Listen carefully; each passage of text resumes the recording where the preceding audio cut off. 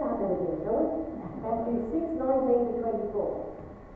Do not store up for yourself treasures on earth where moths and vermin destroy, and where thieves break in and steal. But store up for yourselves treasures in heaven, where moths and vermin do not destroy, and where thieves do not break in and steal. For where your treasure is, there your heart will be also. The eye is the lamp of the body. If your eyes are healthy, your whole body is full of light. But if your eyes are unhealthy, your whole body will be full of darkness. If then the light within you is darkness, how great is that darkness? No one can serve two masters. Either you will hate one and love the other, or you will be devoted to one and despise the other. You cannot serve both God and money.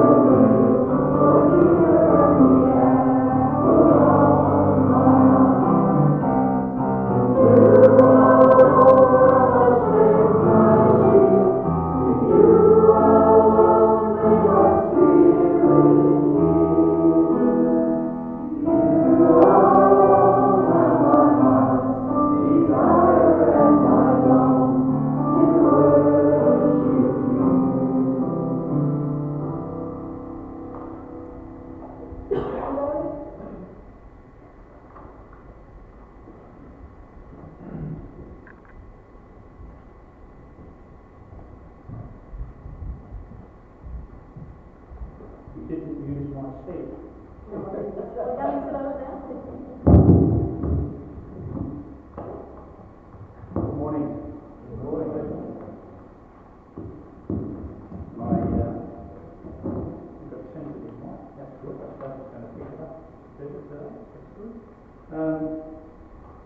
My youngest daughter came down from the land with the child. Now, I need to let you know he's probably the equivalent size of a 4-year-old, even though he's 14 months old. Yes. And he has boundless energy. He doesn't just, occupy himself. And he's always pulling at things and tugging at things, and even though, you sort of say no and put him to one side, he keeps coming back wanting to get hold of it. So we had a very interesting few hours from 2 to 7 last night. And at one stage my wife said, he's on his way out there. She can't pick him up because he just had this operation.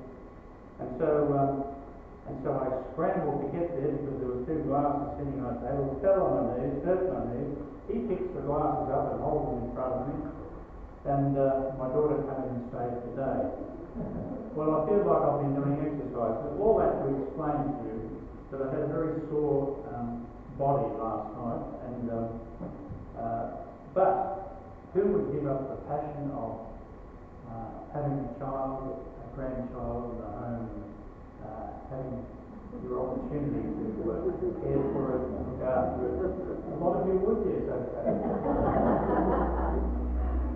and I suppose there's a sense in which our attachments can be so firm and so strong, even with our children, that it's hard to let them go when they leave. And what we're talking today is about attachment to material things. Now that takes me back a few years to when, in my younger days, when I was involved in gambling, I suppose from about 16 to 19. It wasn't a very big period, but it was big enough to cause a few problems.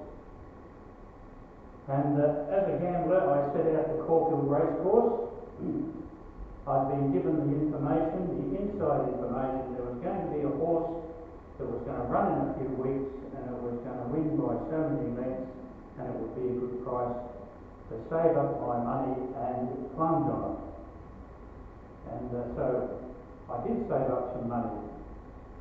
Now, this was very uncanny. At that time, the price of the horse was about 40 to 1. So many weeks earlier, but it ended up being about 5 on the day. So I went off there to the Caulfield Racecourse. I had this illusion, with gambling. The illusion was that I was going to make a lot of money, that I could beat the books, and that I could make a lot of money. There was something of the adrenaline in all of that about gambling, and so I went out there, and unfortunately the gambling habit took hold of me in the early races, and I spent most of what I had before the race came up, and yes, it won by about 5 or 6 lengths. And gambling is something that, it took my imagination, it took my enthusiasm. I had an attachment to it. I would be chasing money. On a Saturday, I would look at the races, and then on a Monday, I'd look at the guide, and then have a look at the midweek races, and then I would go and spend a bit of money on the midweek races, and then there'd be cards on a Saturday night. There'd be the races on a Saturday. So I was always studying. It occupied a lot of my time, occupied a lot of my attention and passion.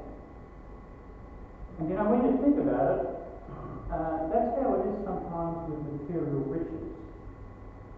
Material riches. We have an attachment to material goods, and we have a passion about it sometimes. And we collect. Well, we sometimes collect things and we accumulate things, and they're so important to us, even though they don't have much significance, really. Have you ever seen the show Space Invaders? Yep. Well, you'll know what I'm talking about if you've ever seen that, because people, because of the need within them, because of this need for security, because of the need for guarding memories, they will save things, accumulate things, until it reaches the point where they can't even see that the accumulation of all that they've got in the house has stopped them from living in the dining room, has stopped them from almost living in their bedrooms, and their bedrooms and dining rooms and kitchen have become absolutely full of stuff. Now, if you've never seen the show, you would find this unbelievable, but it's all true. And so what happens sometimes, they get these people in from the television show to come in and help them to sort out their problems. But it's not just sorting out the amount of stuff they have, it's sorting out the reason why they feel attached to all of these goods. And sometimes they touch on things like, it helps them to feel secure. Well, that's an obvious one, isn't it? People accumulate money, they accumulate things for security reasons. They feel secure. And often you would find people who would save money without hardly spending a dime. And they have all this money accumulated, and when they die, they discover there's money under the floor, there's money here, there's money there, because they place their faith, their trust in riches to offer them a sense of security. We see it in the world around us. And Paul wrote in Philippians 4, chapter 11 to 13, I've learned to be content in every situation, whether well fed or hungry, whether living in plenty or want. Learn to be content. And you know, that was part of the deal with the gambling and with the accumulation of goods, that people have a tendency to live not in the present, but in the future. They're all the time wondering about the house they can afford in the future, perhaps the swish-bang car that they might be able to get, or they're wondering about holidays that they've got planned out there in the future. The accumulation of funds is to do all of these sorts of things, and they're so not living in the present, but living in the future, working hard, and sometimes working so hard that priorities in their life become skewed. They no longer have so much time for the family, and they have no longer so much time for themselves to sort out their own concerns and anxieties and problems, but they're so focused, so highly intensely focused on accumulation of goods and finances and building up an account for a time where they might use it to do something in particular. Now, I think all of us are affected to some degree in this way. We have an attachment to riches. We have an attachment to money, you know. And so we have to be careful about asking the question, who does this belong to? Is it yours, or does it belong to God? I remember that they asked a Palestinian about his situation. This is going back some years ago, and the land, the Palestinian land, so to speak. And the Palestinian had this to say, said, the land does not belong to us. The land does not belong to the Israelis. The land belongs to God.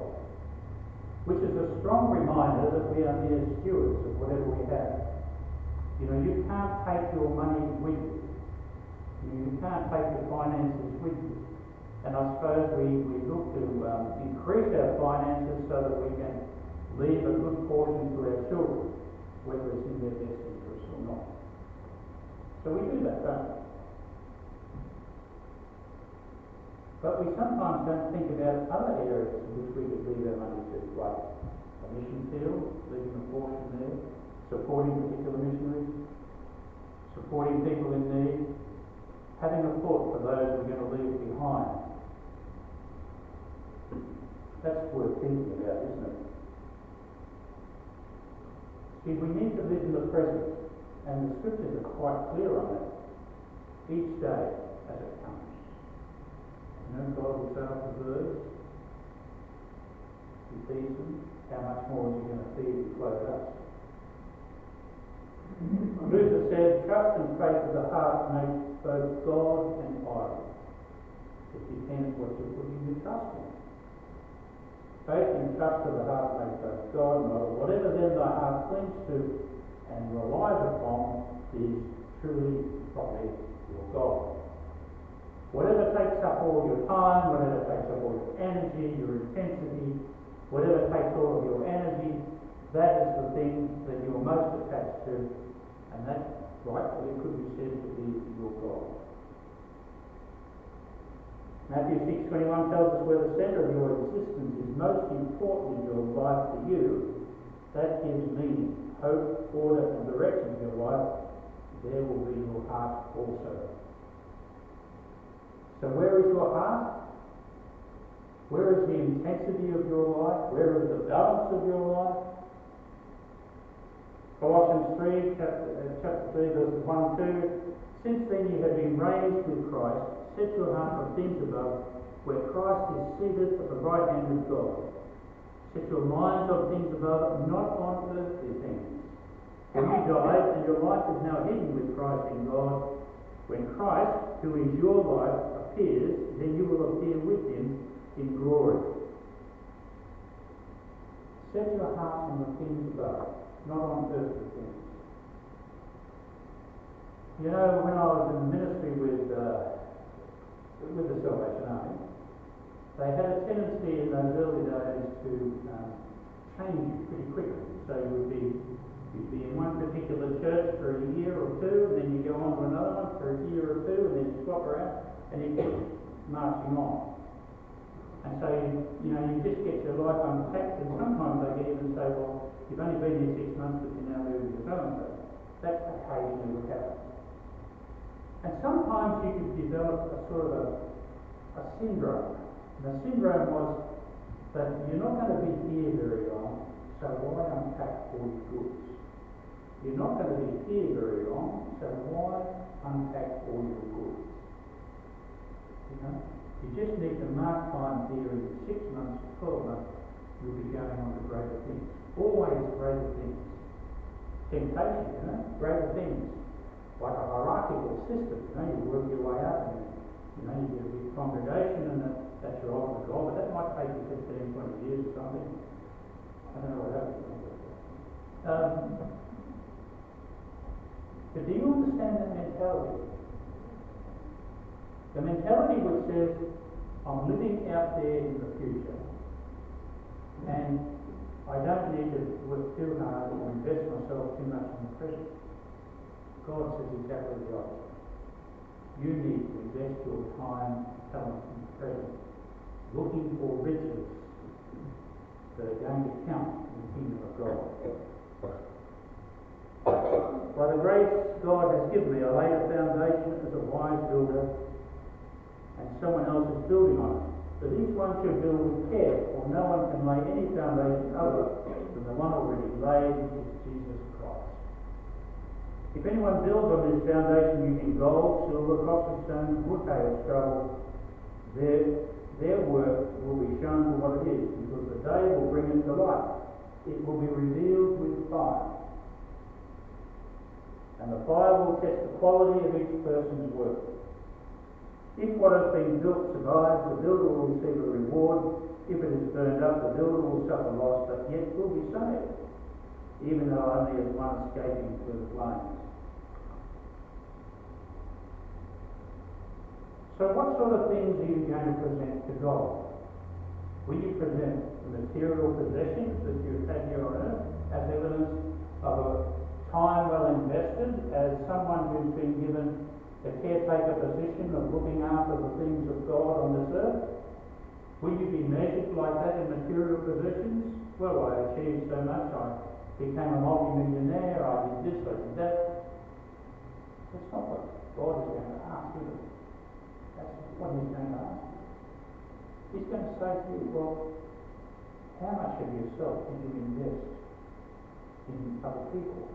How much of yourself did you invest in telling them the good news, bringing companions with you into the kingdom of God?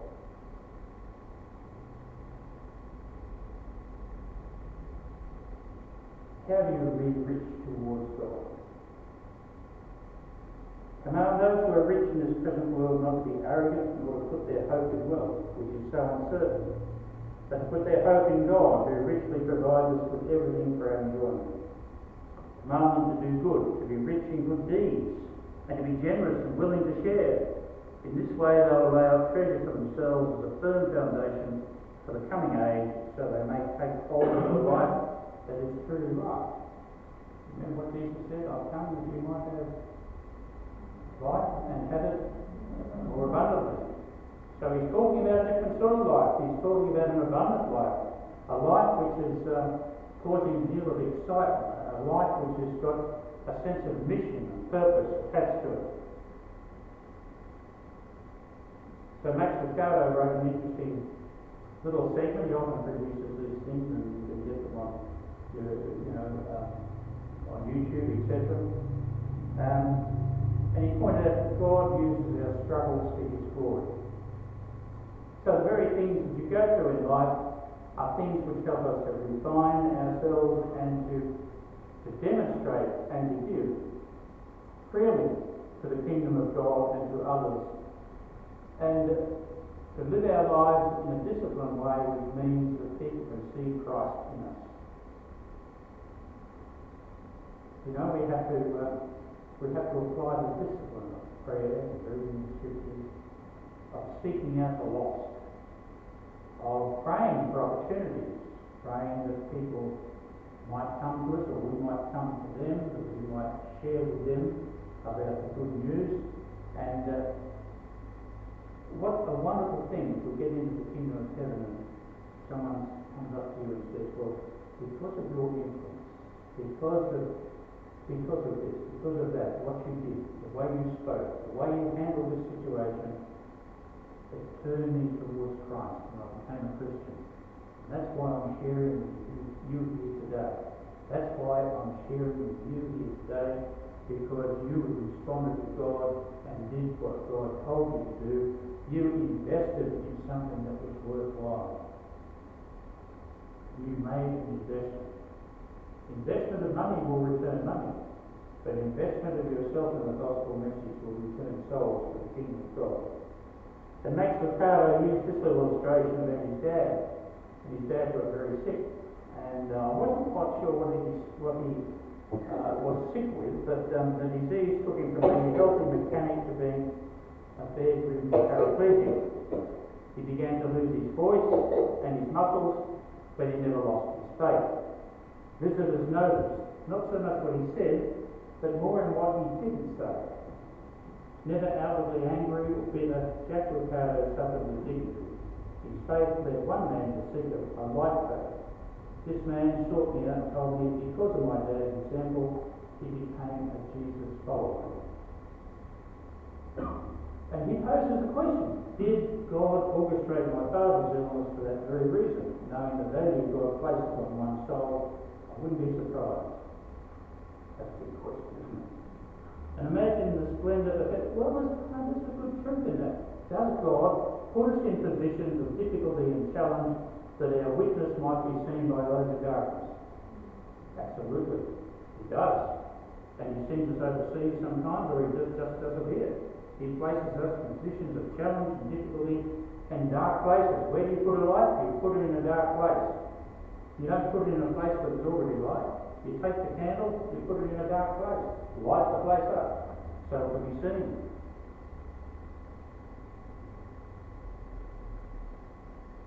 And he went on to say, I know my father was not complaining because a season of suffering is a small assignment when compared to the great reward.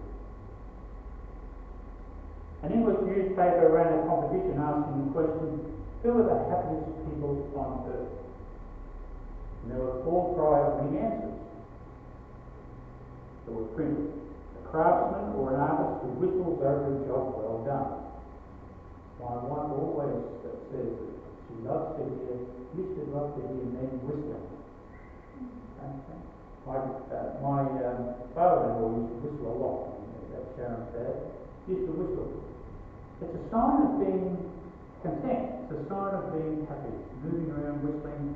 You're happy, you're content. People who are unhappy, do you ever see them whistling? No, you don't really, do you? You don't see an unhappy person whistling. It's usually because they're happy. It's usually because they're content. Who are the happiest people on earth? 4 prize-winning answers. A craftsman or an artist who whistles over a job well done. A mother after a busy day bathing her baby child. A child building a sandcastle. Have you ever been involved in sandcastle building? Paula, have you been in sandcastle building? Yes. I can't remember, it was that long ago. But you should go back to it.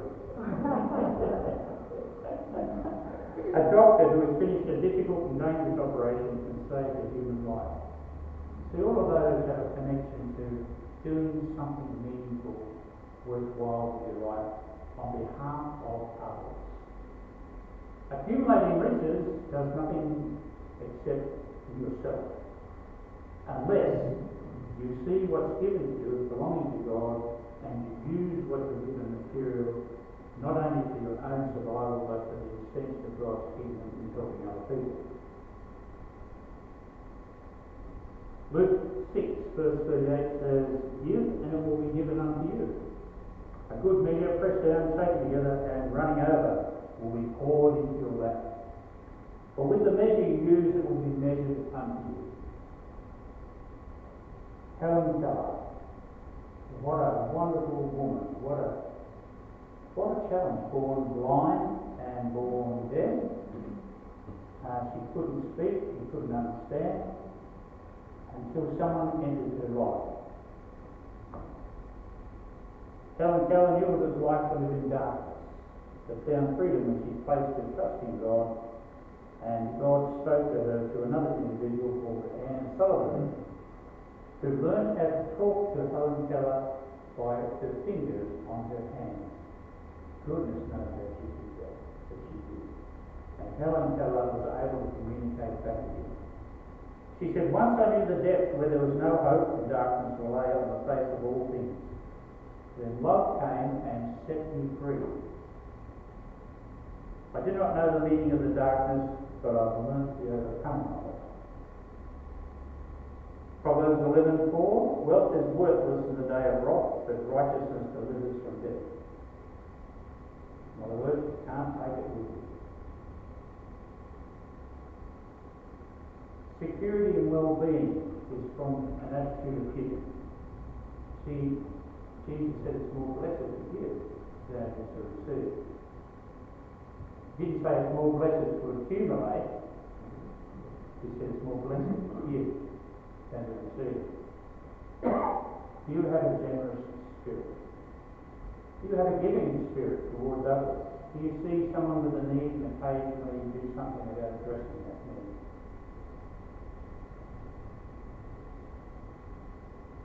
Ellen J. Lang, in a magazine entitled Psychology Today, said giving is a gift not only to others but to ourselves. You know, sometimes I speak with a few people who've got addictions. One of the things I say is, you know, if you went and did some voluntary work, or if you went and, you've got a bit of cash, get a bit of cash, and you went and give it to some deserving person, this would be very therapeutic for you, because it would take your mind away from yourself and your own needs, away from your own addiction, and put it in the position of someone else who has need. Why is giving therapy? Because you're putting others before yourself. Putting others before yourself. Giving to others. And that's why I say, because addicts are consumed with who? Themselves. Addicts are consumed with themselves, how they're feeling, whether they need another fix. I can remember when I was a manager of a drug and alcohol centre, I had one last company and she said, "You know, I've done really well. I've been off heroin now for 8 weeks." I said, "That's pretty good. That's pretty good." She said, "Oh yeah, but just in case, I've got a tip in the cupboard." Now, you may not know what a tip is. A tip is all the gear that they need, the syringe and everything. Just in case, she had this backup plan. The backup plan was her drug. But you see, to really break free from that, the backup plan has to go. She still has a bit of security resting in the cupboard. And it's when we put our trust in the Lord Jesus Christ, when we have our complete hand in His, and we surrender our gifts, our material wealth into His hands to distribute as He sees fit, that we have the joy of the Lord as our strength. We have God's peace.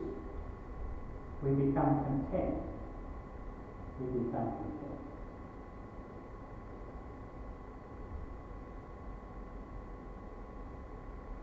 You know, we had a little bit of a phenomenon. I suppose it still exists a little bit today. The book, The 5 Love Languages. Now, if I was to ask the congregation here, how many of you read the book? I guess a lot of people would put their hands up. Anyone read the book? Well, perhaps not such a lot, perhaps a few more people need to read it. The 5 Love Languages. And it's based on the idea of consideration for your partner. Based on the idea of what it is that your partner responds to most in terms of an expression of your love. Now, if I was to ask some of you here, when do you feel most loved? When do you feel that you're really being thought about and cared about? Some of you might come up with various answers. Some of you might say, "I'm really delighted when my spouse gives me a gift, or when my children give me a gift." Doesn't matter whether it's a card, or whether it's small gifts that they've made with their hands, or whether it's You know, my husband making a surprise date, taking me on a dinner.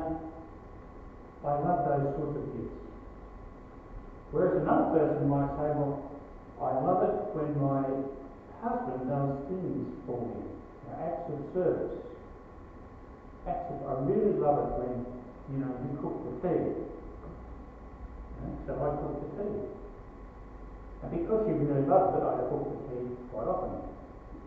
I really love it when you offer to do the dishes. I've got to be careful with that because I might end up, doing all of these things to get the love that I need. See, some people respond a little differently to the expression of love.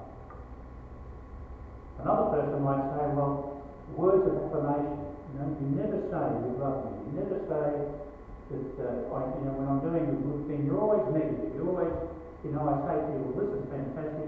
And the moment I say something like that, you come in and pour water all over it. You never offer me encouragement. You never say, well, that's really good. You've done well here. Words of encouragement, words of affirmation are very important. It's all part of the giving process. It's all part of the treasure that we have to distribute amongst people that we meet. And then we have physical touch. Some people like to be hugged. We have huggers and we have people who don't like to be hugged. Who's a hugger? Hands down. Who's a non-hugger? You're not confessing, are you? So we have people who like physical touch, holding hands. Some partners like to hold your hand when you're sitting down, when you're going for a walk. There's something about that. So what have we got? We've got physical touch, acts of service, words of affirmation, and gifts, giving of gifts. What's the fifth one? Quality time. Yes. Quality time. That's a big one, isn't it? And when you think about it, there's a few things which we have to distribute, which are given to us. We can give other people quality time. What's the point of being out earning all this money and riches if you don't spend any quality time with your children or with your spouse? What's the point? The very thing you're wanting to improve or to build up on is being neglected for the sake of material wealth. And sometimes we see that. And the ladies are just as guilty of doing that sometimes as guys. So it's what we have to give. We have to give finance, but we also have lots of other things to give. The rich helps us receive our personal security of God, the joy of serving, the hope of the future, and it doesn't rely upon material wealth. Prayer is a way of giving, isn't it? And it was only a week ago Susan shared about her prayer, and I was greatly inspired by that. Yeah, greatly inspired. One thing's for sure, if you start praying for opportunity will come. And then the big decision for you to make is when the opportunity comes, what are you going to do with it?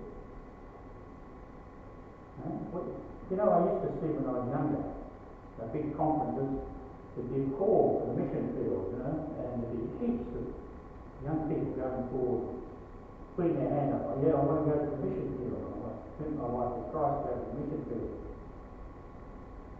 And invariably, year after year, you'd see some of the same people going forward, committed to go to the mission field.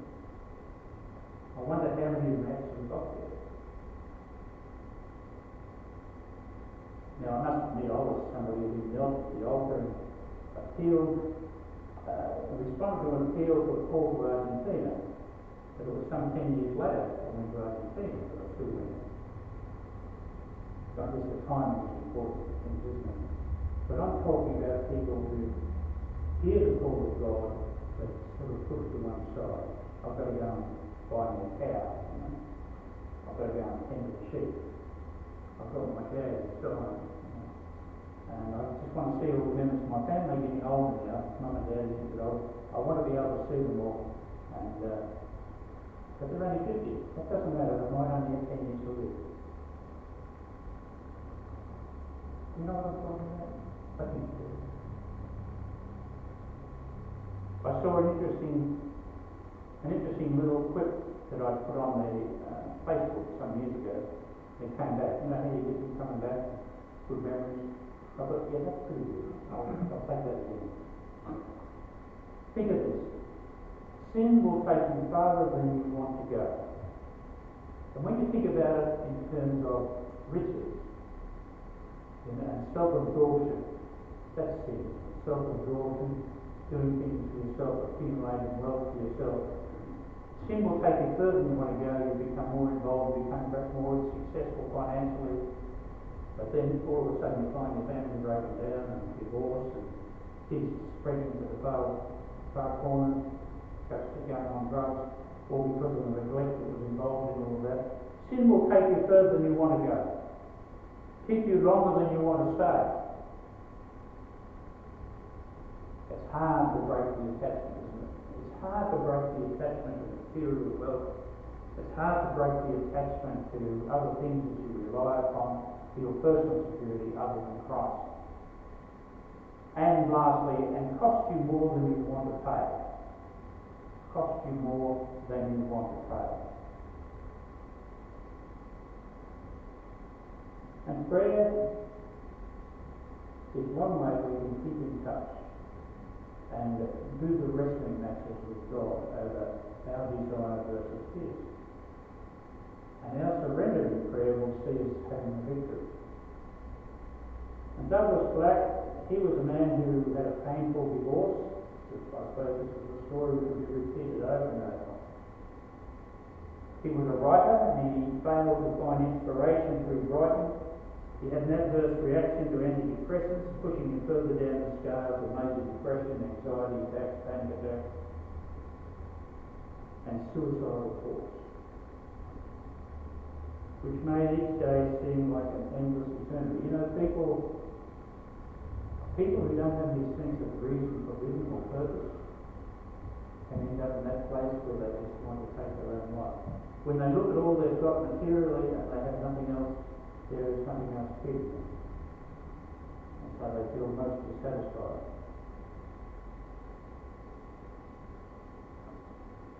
Like a person who drinks salt water. Now, what does salt water do? You drink salt water and you get thirsty. And if you were to drink more salt water, you would get even more thirsty. And if you were to continue drinking salt water, you would eventually go mad and hallucinate, because it's not designed to keep you alive. It's not designed as fresh water is designed, especially for living water. It's designed to keep you alive, fresh, joy of the Lord. But the material things of this world are like salt water. The more you take of them, it was like my gambling. The more I went into it, the more I had a hope of beating the books eventually. Sadly, I also went on and did that a little bit with shares in the share market. You know, you can become so attached to things that you find yourself getting pulled away to deal with the pain in life, to deal with things that are happening that just helps you to cope. So you do this, that gives you a little bit of excitement. Lost quite a lot of money, however. And I had people along the way saying, you know, my tax man was here and saying, I'm talking to you as a father. You know, son, you've never been any good at it, give it up. Son, this is a guy who's been Christian many years. Son, you've never been any good at it, give it up. Oh no, I can do this, I can retrieve what I've lost of it. Keep going down here. So God sends people to give us warnings. Then another tax man gave me another warning. He said, this is not doing any good. I said, you're right. For some reason I found the motivation and the energy to make that decision not to be involved. Other people will be involved in the share market and not deal with it as I did, because I had an attachment to it, an addictive personality to that. Now I can safely say I'm addicted to God. And That's fine. I don't mind that. I use God as a crutch. You know, of course, if ever a common complaint from some people not Christians, you know, you don't use God as a crutch. Our response to that should be, well, give us two of them. Yes, we lean on God because you need to lean on God. And Douglas Black, he was a man who had his depression, anxiety, and he couldn't seem to beat it. And the medications he took seemed to push him further down the track, becoming more desperate and suicidal. Then he got a call from Eddie, the pastoral care worker.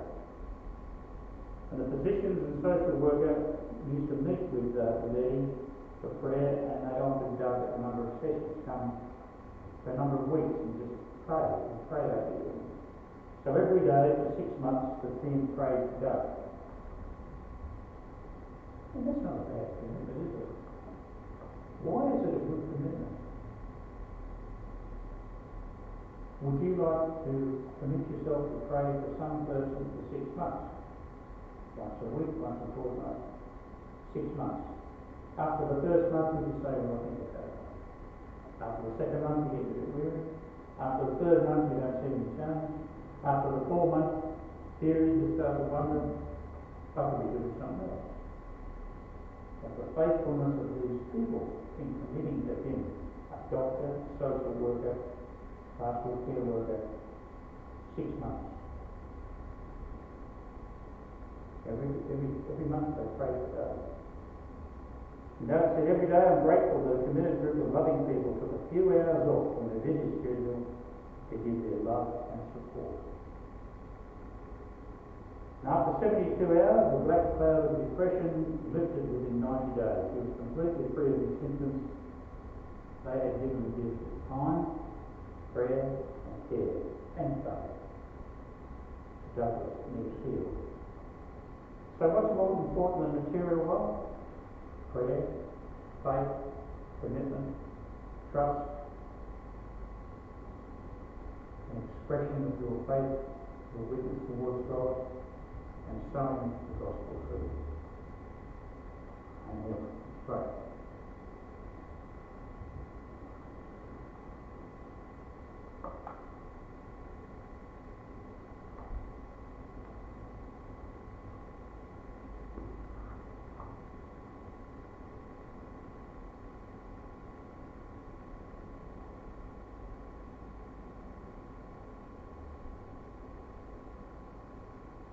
So what did Jesus have to go through to provide us with that avenue of trust and faith?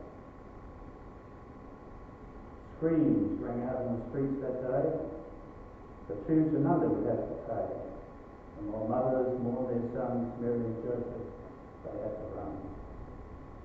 This is the story of Jesus Christ, who came to earth to take the blame for something that he'd never done. For he was born to be the Saviour of the world. An angel came to Egypt one day, and in a dream to Joseph did say, the evil king is dead, it's time to do what the prophet said. They went to Nazareth and made their home. He preached the freedom that the gospel gives, even raised the dead. For he was the power and presence of God. Some Pharisees came to Jesus one day and sought to trap him on what he would say. To whom should we pay our dues, Caesar or God? You have to choose. You pay your taxes to whom taxes are due, and give to God what he's due too. For he created mankind, but sin has made him blind. There was a man who was hard to get over the sea in Gennesaret. They bound him with chains, but he broke them free. He was controlled by the mob, you see. Among the tombs he cried out at night. He cut himself for the mortal sight. He terrorized the towns, but he was freed by the power of Christ, the Lord. There was a woman who lived in shame. Unclean, they cried when they heard her name. The doctors could not make her well. Her sickness was a living hell. One touch on the clothes she wore removed the stigma that she bore. Her life had been restored. She was not an outcast anymore. His greatest purpose before him still, the Son of God, men sought to kill. His death would bring forth life, a sacrifice for the sins of the world. Amen.